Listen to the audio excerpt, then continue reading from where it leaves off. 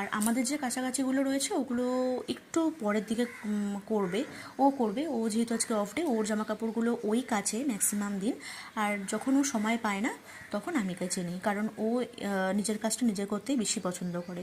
তবু আমি জোর করে করে দিই। আর বাড়ির জামা কাপড়গুলো আমি কেচে দিই, কিন্তু বাইরেরগুলো ও বলে না, ওটাও নিজেই কাচে, ও আমাকে করতে দেয় না।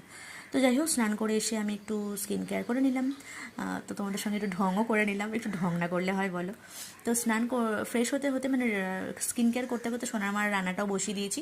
ও রান্নাটা হয়ে যাওয়ার পরে দেখো একটু নোংরা হয়েছিল ওভেনটা, একটু ক্লিন করে নিয়ে তো তারপর আমাদের যেহেতু চাল ডালটা সেদ্ধ হয়ে গেছে খিচুড়ির জন্য, তো ওর মধ্যে পেঁয়াজ, আদা, রসুন পেস্ট, জিরে গুঁড়ো, লঙ্কা গুঁড়ো, ধনে গুঁড়ো দিয়ে যে মশলাটা রেডি করেছিলাম সেটা খিচুড়িতে দিয়ে দিলাম। ভীষণই টেস্টি হয়েছিল খিচুড়িটা। জানো বন্ধুরা, আমার না গোবিন্দভোগ চালের খিচুড়ি খেতে বেশি ভালো লাগে, ওই যেটা মুগ ডাল দিয়ে হয়। কিন্তু আজ আমি মানে নর্মাল যে সেদ্ধ চালটা রোজ খাওয়া হয় সেই চালটা, আর মুগ ডাল আজকে দিইনি, দিয়েছিলাম মসুর ডাল। আমার মনে হয় মুগ ডালের সঙ্গে না অতটা পেঁয়াজটা যায় না, আমার ঠিক ভালো লাগে না। তো তারপর সোনামাকেও আমি আমাদের লাঞ্চটা রেডি করে রেখে, মানে খিচুড়িটা রেডি করে রেখে সোনামাকে লাঞ্চ করাতে বসে গেছি। সোনামাকে লাঞ্চ করে তারপর করলাম পাঁপড় ভাজা। আমার কর্তামশাই না এই পাঁপড় ভাজাটা খেতে খুব ভালোবাসে।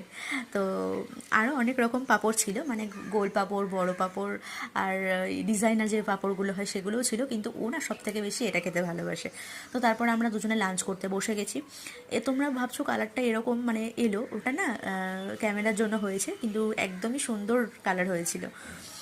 যাই হোক, তো তারপর আমি সমস্ত ওদিকে পরিষ্কার পরিচ্ছন্ন করে সোনামাকে ঘুম পাড়িয়ে চলে এসেছি ছাদে। ও স্নান করে জামা কাপড়গুলো মেলে দিয়ে গেছিলো, তো সেগুলো আমি ভাবলাম তুলে নিয়ে যাই। আর তো তারপর আবার ঘরে গিয়ে একটু রেস্ট নেব। তো তারপর আবার সোনামার টিফিন বানাতে হবে। আবার আমাদের সন্ধ্যের চা আছে, সন্ধেবেলার সন্ধে পুজো দিতে হবে। তো অনেকটা কাজ রয়েছে, তোমরা পুরো